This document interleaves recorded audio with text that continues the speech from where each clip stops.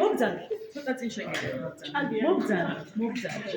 აქეთ გადმოდით, იმიტომ რომ მე საინფორმაციო იწყება და აქ შეგიძლია რომ გადაშვიდე უნდა რომ გადავყო. მე მაყოს ვეთყვი რომ ნუცა გულშემატკივრებს და კამერა მოუტრიალეთ რა ნუცას. ახლა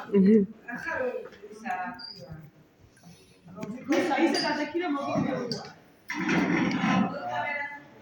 შემთხვევები და თანამედროვე ტექნოლოგიები